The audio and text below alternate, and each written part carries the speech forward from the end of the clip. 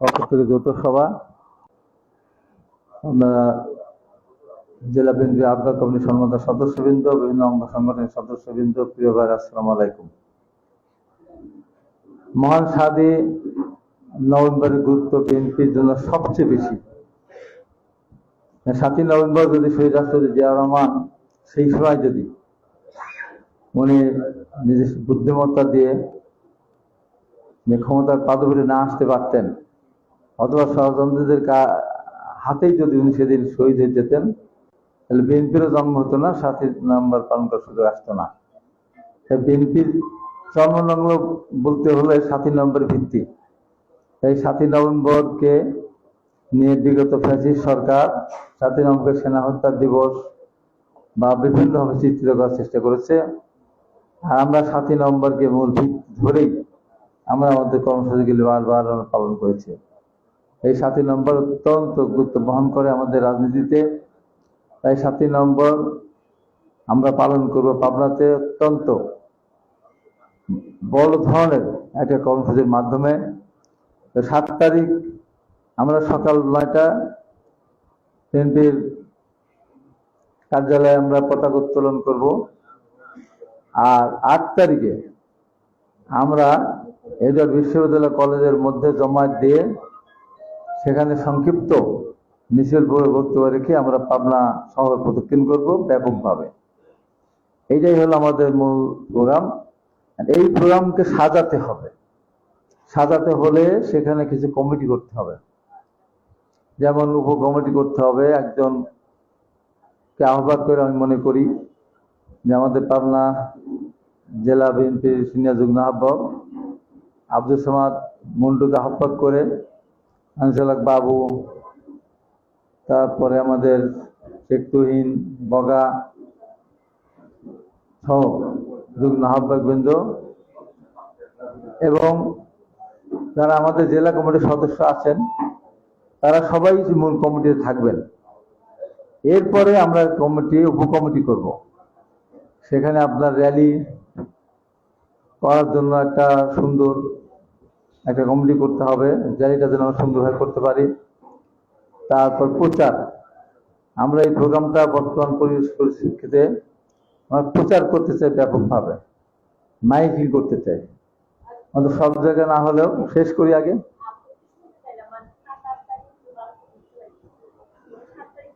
7 তারিখে আমরা পার্টি অফিসে পতাকা উত্তোলন করব। আমাদের মূল প্রোগ্রামটা হবে 8 তারিখে 3টায়। শুনতে হয়তো বলেছি কিন্তু 3টায়। যা হোক, কথার মধ্যে তো কথা বলা তো ঠিক না। আমরা জানার কিছু থাকলে পরে আপনি জেনে নেবেন। তাহলে আমাদের একটা র্যালি উপকমিটি করতে হবে, একটা প্রচার উপকমিটি করতে হবে। এই প্রচারের মধ্যে পোস্টারও থাকবে। আমরা ব্যাপকভাবে করতে চাই, সারা জেলাতেই সমস্ত উপজেলায় পৌরসভা পর্যন্ত আমরা পোস্টার দিতে চাই। আর মাইকিং পাবনা সদরে হলো, অন্যান্য জেলা উপজেলাতে বলা থাকলো। এটা একটা। আর একটা আপনার অর্থ উপকমিটি একটা তো করতে হয়, সেটা একটা আমাদের বিষয় বিবেচনা করতে হবে। আর এটাকে সাজানোর জন্য প্রচারের মধ্যে যারা থাকবেন, মাইকিং, পোস্টার, বিভিন্ন জায়গায় বিলবোর্ড, যে 7ই নভেম্বর আমরা আজ থেকে পালন করতে যাচ্ছি, সে ব্যাপারে যারা অভিজ্ঞ আছে তাদেরকে এই কমিটির ভিতরে রাখতে হবে। তারপর র্যালি তো বললাম, আমরা যেহেতু সন্ধ্যার আগে শেষ করবো, তো মিছিল করবো, যেহেতু আলোচনা দরকার নেই। আর আমরা যেহেতু ওখানে মিটিংটা অনেকক্ষণ ধরে করব না, সেই কারণে আমরা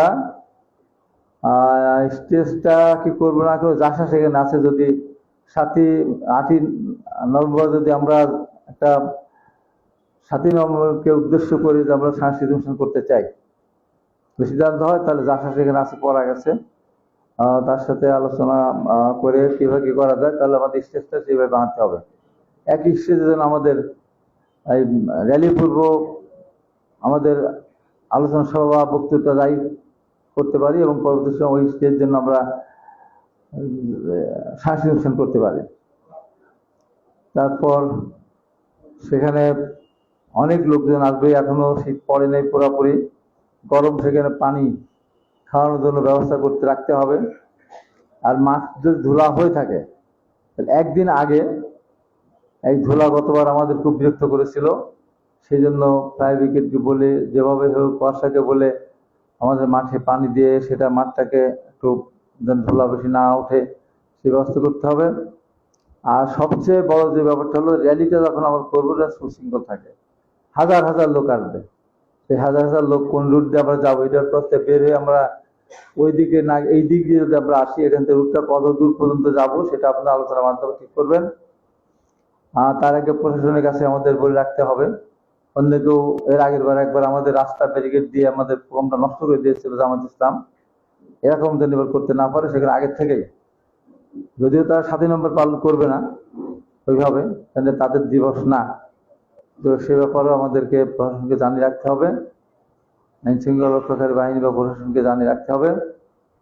এরপরে এইগুলির বাইরে আরো কিছু প্রোগ্রাম আসতে পারে। আপনাদের মনে যদি এমন কিছু জিনিস আমি যা বললাম তার বাইরে থেকে থাকে, তাহলে বিভিন্ন সংগঠনের পক্ষ থেকে যখন বক্তব্য রাখবেন তখন সেই কথাগুলো বলবেন। এখানে এত সম্বোধন করার দরকার নাই, নামও বলার দরকার নাই।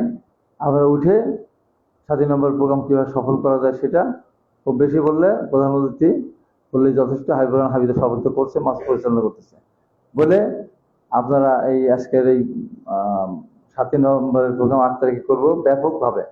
এবং এখানে আমরা প্রত্যেকটা উপজেলা এবং পৌরসভাকে আমাদের আজকে সিদ্ধান্ত দেওয়ার পরেই ব্যাপকভাবে বলে দিতে হবে, তারা যেন সেখান থেকে ব্যাপকভাবে তাদের লোকজন নিয়ে আসেন। আর যারা আমাদের প্রার্থী ইতিমধ্যে যেগুলো ঘোষণা হয়েছে 7 তারিখের আগে একও হয়ে যেতে পারে, যদি হয় তখন সে ব্যাপারেও তো আমাদের একটি থাকবে। এখন পর্যন্ত আমাদের আপনার পাঁচুল ভাই, 4-এ আমি, 3-এ হাসান জাভেদ তুহিন এবং সুধানগরের সিনেমা হাবিব, এটা আমাদেরকে বলে দেওয়া হয়েছে কাজ করার জন্য। একে যদি বলে দেওয়া হয়, আশা করি 8 তারিখের মধ্যে হয়তো বলে দেবেন, তাহলে আমরা সেইভাবে যেন আমরা অর্গানাইজ করে নিয়ে আসি।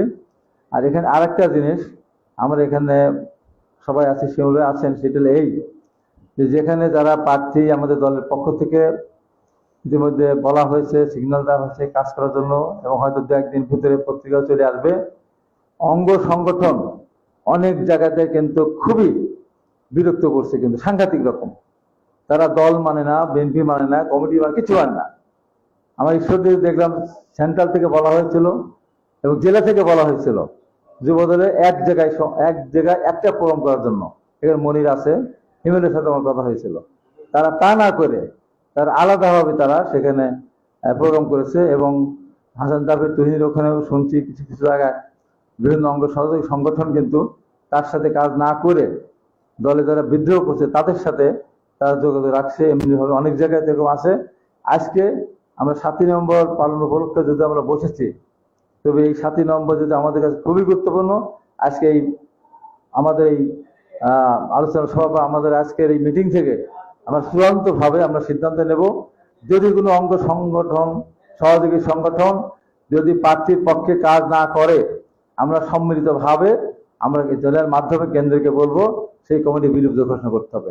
এর বাইরে আমাদের আর কোনো চিন্তা করার সুযোগ নেই, কারণ দলকে আমাদের যে কোনো মূল্যে হোক ক্ষমতা আনতে হবে। যে ষড়যন্ত্রের মধ্যে আমরা পড়ে গেছি, দেশীয় আন্তর্জাতিক ষড়যন্ত্র নূতন করে গতকাল থেকে যে ষড়যন্ত্র শুরু হয়েছে, গত 25 দিন থেকে, এই মহা ষড়যন্ত্রকে মোকাবেলা করতে হলে দলকে সুশৃঙ্খল হবে অবশ্যই চলতে হবে, এবং সেই শৃঙ্খলা ফিরিয়ে আনার জন্য যে সিদ্ধান্ত নেওয়া দরকার সেই সিদ্ধান্ত আমরা নেব ইনশাআল্লাহ, সবাই মিলে সম্মিলিত হবে। এই কথা বলে আমি অ্যাডভোকেট মোহাম্মদ খন্দকারকে অনুষ্ঠান পরিচালনা করার আহ্বান জানিয়ে আমার বক্তব্য শেষ করছি। আপনাদের সবাইকে ধন্যবাদ। আসসালামু আলাইকুম।